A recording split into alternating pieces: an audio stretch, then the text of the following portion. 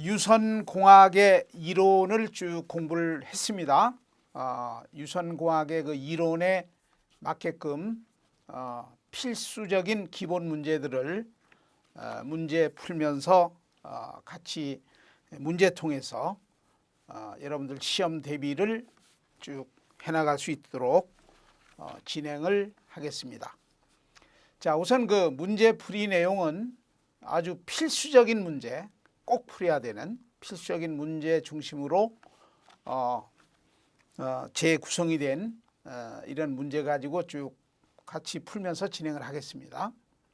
그리고 교재 내부에도 관련되는 예제 문제도 있을 테고, 그리고 또 유선공학에 관련되는 어떤 기출 문제들이 있죠.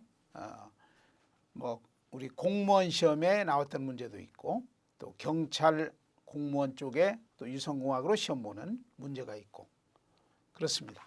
그리고 또 우리 그 특성화고에서 운영하는 그런 고교 졸업자들을 위한 그 시험 대비에 유선공학에 또 관련되는 문제들도 있고 그렇습니다. 그러니까 어느 쪽에 준비를 하든지 간에 필수적으로 꼭 풀어야 되는 이런 문제를 지금부터 쭉 풀면서 진행할 테니까 고등학교 시험 대비하는 여러분들도 이 문제는 반드시 풀면서 시험 대비를 해야 되고, 또 경찰 공무원, 또 국가 공무원의 유선공학에 준비하시는 분들도 반드시 여기 필수 문제를 풀면서 문제 풀면서 정리를 해 나가도록 제가 전달을 먼저 하겠습니다.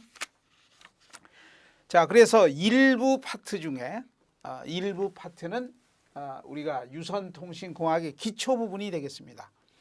근데 오히려 일부의 내용이 시험 문제는 많이 나오는 부분들이 여기 분포가 되어 있습니다. 그래서 그 일부 유선공학의 기초 내용 중에 섹션별로 좀 놓아가지고 쭉 해서 풀겠습니다.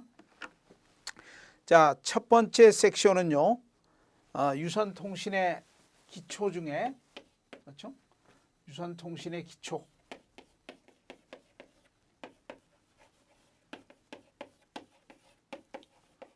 유선통신의 기초 내용 중에 유선통신이 과연 뭐냐 하는 뭐 어떤 개요 부분도 있었고, 또 유선통신 시스템은 물론 정보통신 시스템 구성이 유선통신 시스템 구성입니다. 그렇죠?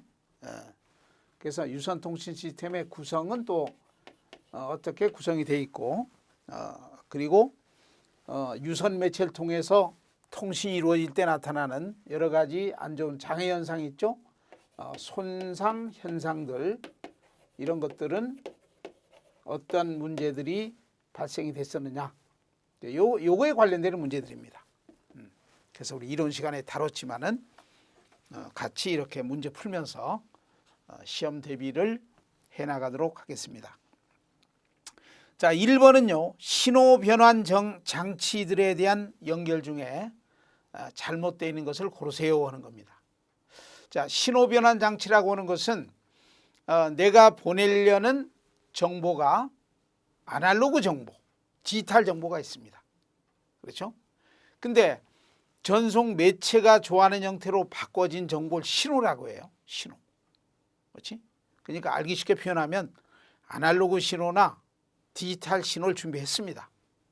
준비해가지고 이런 신호를 전송 매체에 맞게끔 또 한번 바꿔줘야 되죠. 그렇죠? 그래서 전송 매체에 맞게끔 이제 그런 정보가 이제 바뀌어진 게 이제 신호입니다. 그런데 전송 매체도 아날로그 매체가 있고, 또 010이라는 디지털 형태로 보내지는 매체가 있습니다. 그래서 신호하고 매체가 서로 맞아야 되는 겁니다. 그래서 매체가 좋아하는 형태로 이제 보내려는 정보를 이렇게 바꿔준 게 이제 신호가 되는데, 그 연결이 옳게 되어 있는 것을 고르세요 그 말입니다. 자, 1번은 1번이 옳습니다. 1번은 1번. 전화기는 그렇죠? 전화기는 내가 음성을 이야기하면 음성 말소리 아니에요? 내가 말소리 음성을 이야기하면 우리 전화기 관련되는 공부를 했는데 음성이란 이 말소리를 이야기하면 어떤 정기적인 신호로 요게 300Hz에서부터 3.4kHz의 교류의 정기적인 신호로 바꿔주는 장치가 전화기입니다. 그래가지고 이제 이 아날로그 이게 정보 아니에요? 아날로그 정보가 이제는 전화기를 통해 가지고 매체가 좋아하는 형태로 바뀐 게 신호입니다. 그래서 어떤 정기적인 교류 신호로 이제 바뀐 겁니다. 이렇게. 그래서 이제 정기적인 신호로 바뀌었기 때문에 매체도 마찬가지로 구리선으로 아날로그 선로 가지고 그렇죠? 이게 아날로그 선로 아니에요? 아날로그 선로 가지고 전송하면 되는 겁니다. 그러니까 내 목소리 음성을 아날로그 선로로 보내겠다. 그러면 음성을 아날로그 신호로 바꿔주는 장치는 전화기다. 그 말입니다. 그렇죠? 근데 이런 신호 변환 장치가 전화기도 있고 여러 개 있었죠. 응? 만약에 이게 아날로그 정보가 아니라 010이라는 컴퓨터에서 처리가 되는 디지털 정보 같으면 그렇죠? 디지털 정보 아니에요? 그럼 디지털 정보를 또 아날로그 회선으로 보낸다 그러면 아날로그 회선으로 보낸다. 그럼 1010을 아날로그적인 신호로 바꿔줘야죠. 그렇죠? 그래서 이때 변환시켜주는 장치는 모뎀이죠. 모뎀. 그 다음에 이번에는 디지털 정보를 디지털 전용 회선으로 보내겠다. 그렇죠? 아날로그 선로가 아니라 디지털 전용 선로로 보내겠다. 그러면 디지털 정보인데 그냥 가면 되죠, 실은. 1010이면 그냥 가면 되는 겁니다. 그렇지만은 선로상으로 갈 때는 단극이 아니라 복극으로 바꾸는 거 기억해요? 복극. 그래서 이런 변환 장치를 DSU라고 하죠. 혹은 CSU, DSU. 이걸 고르면 되는 겁니다. 그럼 하나가 더 있지? 하나 더 있어요. 이번에는 아날로그 정보를 디지털 선로로 보내겠다. 아날로그 정보를 디지털 선로로 보낼 때는 디지털 신호로 바뀌어야지. 그렇죠? 1010으로 바뀌어야 되는 겁니다. 그게 바로 PCM 신호로 바꾸는 거 아니에요? 그렇죠. 그런 기능이 바로 부호기라고 하는 코더죠. 코더. 그리고 받는 쪽에는 디코더, 복호기. 그래서 합해서 코덱이라고 하죠. 코덱. 그렇죠? 코덱. 그러니까 전화기, 모뎀, DSU, 코덱. 요 네 개를 고르는 문제입니다. 그래서 1번만 옳습니다. 나머지는 틀렸습니다. 자, 2번에 음성 또는 영상 신호 같은 아날로그 신호를 디지털 신호로 변환시켜주는 게 코더입니다. 부호기 코더죠. 코더. 그리고 반대로 디지털 신호를 음성이나 영상으로 바꿀 때는 수신 쪽에서는 이제 반대 기능으로 바꿔줘야죠. 디코더죠. 복호기. 그러니까 보낼 때는 부호기로 그리고 받는 쪽에는 복호기로 환원시키면 되는 겁니다. 바로 코더와 디코더의 합성을 하고 하는 코덱이죠. 코덱. 그래서 2번은 1번이 되겠습니다. 3번에 일반 가정에서 전화선을 통해서 이 전화선이라는 구리선은 300Hz에서부터 3.4kHz의 교류 신호가 왔다 갔다 하는 아날로그 선로입니다. 그래서 일반 가정에서 전화선을 통해서 디지털 데이터를 컴퓨터에서 처리된 디지털 데이터를 전송할 때는 디지털 신호를 아날로그 선로로 보낼 때는 아날로그 형태 신호로 바꿔주는 변환 장치가 모뎀이죠. 그래서 이 경우는 모뎀을 고르시면 되겠습니다. 3번은 1번입니다. 자, 4번에 컴퓨터 단말 장치 간에 컴퓨터와 컴퓨터 간에 그 말이죠. 컴퓨터끼리 통신한다든지 그렇지 않으면 근거리 통신망, 랜이라고 하죠. 랜 네트워크에서 통신한다든지, 그렇지 않으면 PCM 신호 그 자체를 통신한다든지, 이게 전부 일령일령하는 디지털 신호를 그대로 보내주는, 즉 변조시키지 않은 디지털 정보 그 자체를 그대로 통신하는 베이스밴드 전송을 이야기하는 겁니다. 그렇죠? 그래서 컴퓨터 단말 장치 간의 통신이나 근거리 네트워크에서 통신이나 그렇지 않은 PCM 전송, 이런 전송은 비교적 거리가 짧은 경우에 변조시키지 않고 디지털 신호 펄스 형태 그대로 전송하는 형태를 이야기하는 겁니다. 이런 것을 베이스밴드 전송 혹은 기저대역 전송이라고 하는 겁니다. 그러니까 디지털 신호 펄스열을 그대로 전송하는 방식이 뭡니까? 이렇게 물었으니까 4번은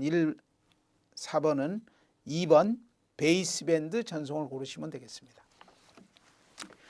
그런데 변조시켜서 보내주는 거 있죠? 기저대역 신호를. 그렇죠? 만약에 디지털 정보 같으면 일령일령하는 데이터입니다. 일령일령하는 데이터를 반송파, 고주파에 실어가지고 그래서 전송하는 것. 이게 밴드 패스 전송 혹은 브로드밴드 전송이라고 하는 겁니다. 예를 들어서 이동통신할 때 기지국한테 보내주는 이런 신호들 2.3GHz라는 고주파에다가 일령일령하는 어떤 메시지를 변조시켜가지고 QPSK 변조시켜서 팍 보내는 겁니다.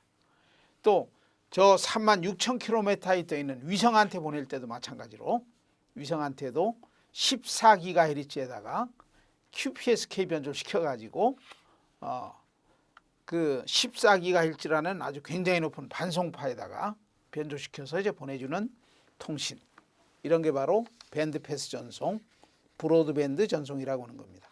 그러니까 4번은 2번이죠. 베이스밴드 전송. 자, 5번에 디지털 데이터를 전송하는 방법 중에 아날로그 전송 방법에 해당되지 않은 것은 어느 겁니까? 디지털 데이터를 보낼 때 반송파, 사인파 있죠. 이 사인파가 아날로그 신호예요. 아날로그 반송파에다가 디지털 정보를 쏙 실어가지고 보내주는 통신, 그게 디지털 변조라고 하는 겁니다. 근데 디지털 변조지만은 실제 운반하는 신호는 정연파, 사인파는 아날로그 반송파입니다. 그래서 아날로그 전송이라고도 이야기할 수 있습니다. 그러니까 5번은 1번이 되겠죠? 1번. FSK, PSK, QAM 하는 것은 아날로그 전송이죠. 디지털 변조된 파형이 되고, NRZ 있죠. 리턴 제로, 넌 리턴 제로 하는 거 있죠. 요거는 일령일령하는 기저대역 신호 전송에 쓰는 방식들입니다. 그러니까 5번은 1번입니다. 자, 6번에 디지털 통신의 특징 중에 잘못 설명되어 있는 것을 고르세요. 자, 6번은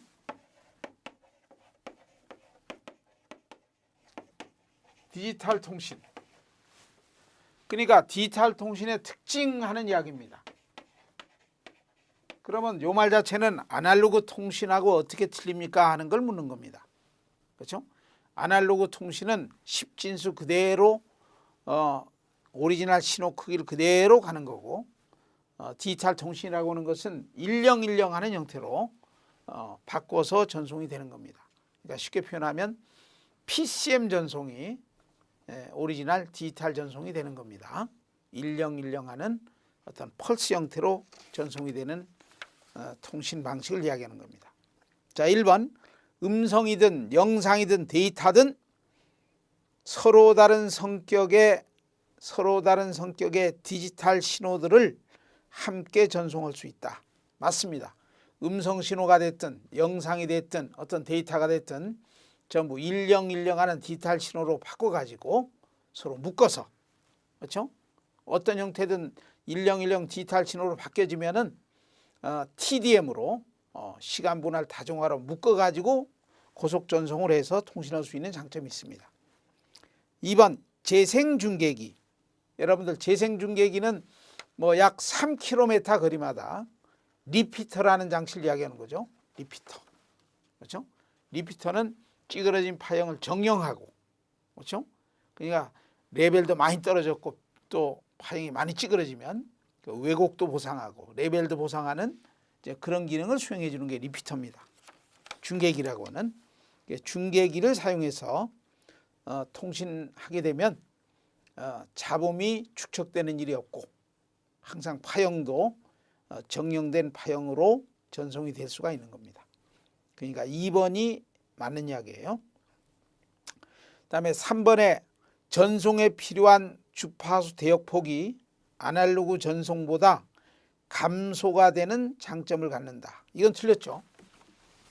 디지털 통신의 단점은요. 어떤 정보 있죠.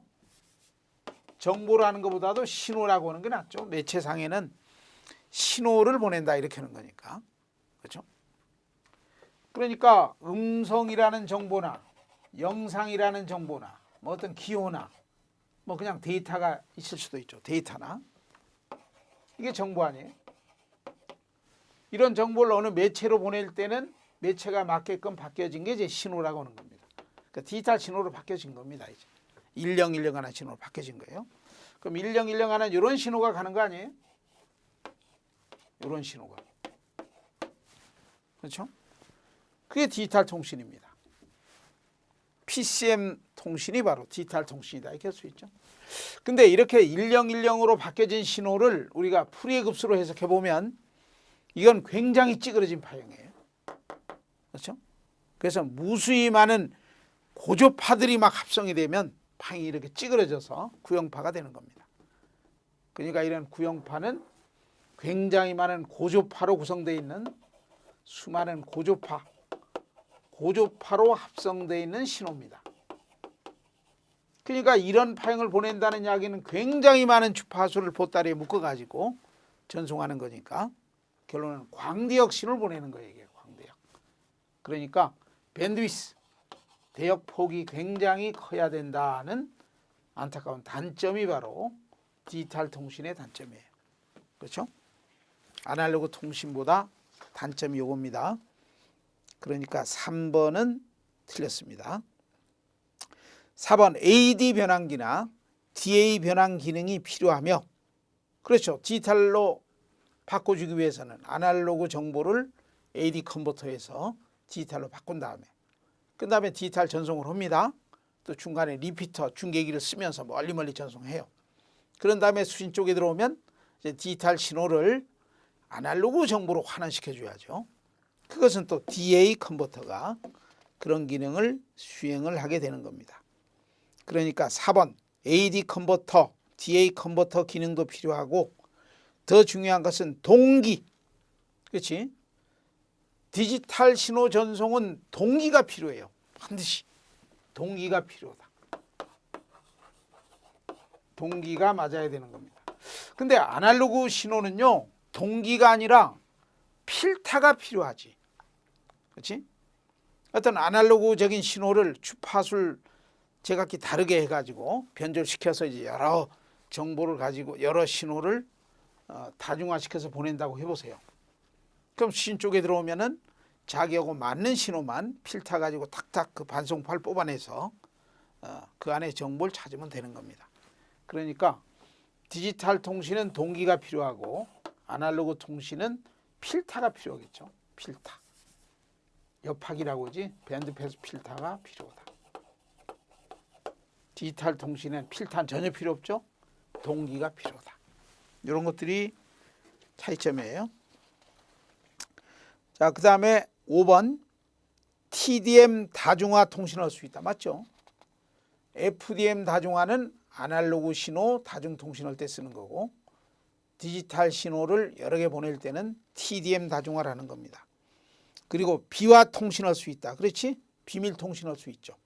비밀 코드를 집어넣으면서 보내주는 비밀 통신할 수 있고 또 에라 검출 및 에라 복구, 에라 정정 기능을 또 디지털 통신에서 사용할 수가 있습니다. 그러니까 6번은 3번 대역 폭이 감소가 된다는 건 틀린 겁니다. 자, 7번에 다음 중 외부의 정기적인 간섭에 가장 영향을 많이 받는 전송 매체가 뭡니까? 우리 이 일부는 유선공학의 기초는 주로 전송 케이블 관련되는 내용도 꼭 언급이 돼야 되는 그런 내용이었습니다. 자, 그중에 정기적인 간섭을 심하게 받는다, 이 말은 정기적인 간섭이라는 것은 전류가 흐름으로 인해서 나타나는 자장과 전장으로 인해서 다른 매체에 영향을 주는 크로스토크, 누화 현상이 대표로 꼽을 수가 있습니다. 그러니까 1번 UTP라고 고르면 되죠. UTP. 평행 이선 있죠. 트위스트 피어 케이블, 꼬임선이라고 하는. 근데 꼬임선에도 그 선을 이렇게 알루미늄 방막으로 이렇게 묶어준 게 있어요. 그렇죠? 묶어가지고 또 확실하게 이걸 또 절연시키면서 쓰는 STP하는 쉴드가 되어 있는 트위스트 피어 케이블이 있고, 그건 빡빡하죠. 가격이 비싸고.